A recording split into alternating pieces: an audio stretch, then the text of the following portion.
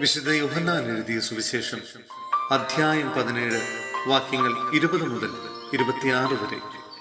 ശിഷ്യന്മാർക്ക് വേണ്ടി പ്രാർത്ഥിക്കുന്നു. അവർക്ക് വേണ്ടി മാത്രമല്ല, അവരുടെ വചനം മൂലം എന്നിൽ വിശ്വസിക്കുന്നവർക്ക് വേണ്ടി കൂടിയാണ് ഞാൻ പ്രാർത്ഥിക്കുന്നത്.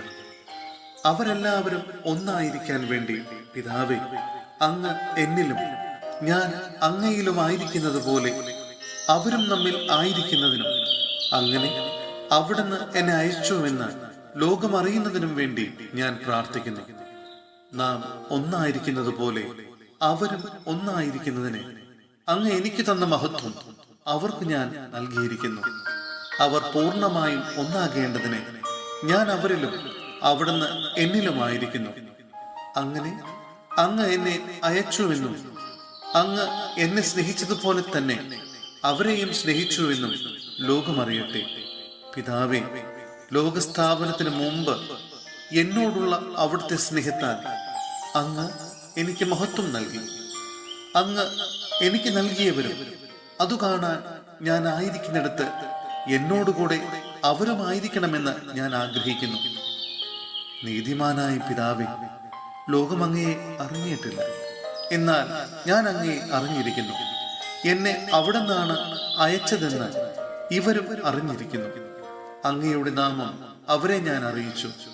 അവിടുന്ന് എനിക്ക് നൽകിയ സ്നേഹം അവരിൽ ഉണ്ടാകേണ്ടതിനും ഞാൻ അവരിൽ ആയിരിക്കേണ്ടതിനുമായി ഞാൻ ഇനിയും അത് അറിയിക്കും.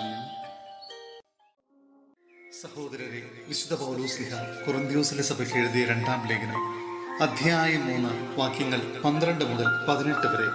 ഉടമ്പടിയുടെ ശുശ്രൂഷകർ. ഈ ദൃശ്യമായ പ്രത്യാശ ഞങ്ങൾക്കുള്ളതുകൊണ്ട് ഞങ്ങൾ ധൈര്യമുള്ളവരാണ്.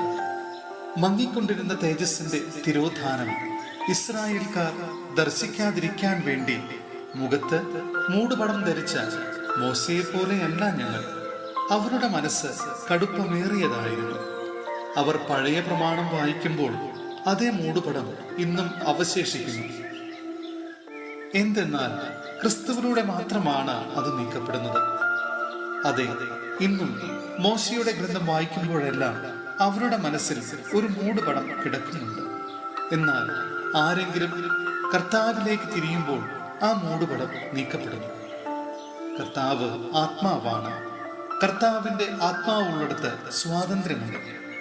കർത്താവിന്റെ മഹത്വം കണ്ണാടിയിൽ എന്ന പോലെ മൂടുപടം അണിയാത്ത മുഖത്ത് പ്രതിഫലിക്കുന്ന നാം എല്ലാവരും അവിടുത്തെ സാദൃശ്യത്തിലേക്ക്, മഹത്വത്തിൽ നിന്ന് മഹത്വത്തിലേക്ക് രൂപാന്തരപ്പെട്ടുകൊണ്ടിരിക്കുകയാണ്. ഇത് ആത്മാവായ കർത്താവിന്റെ ദാനമാണ്.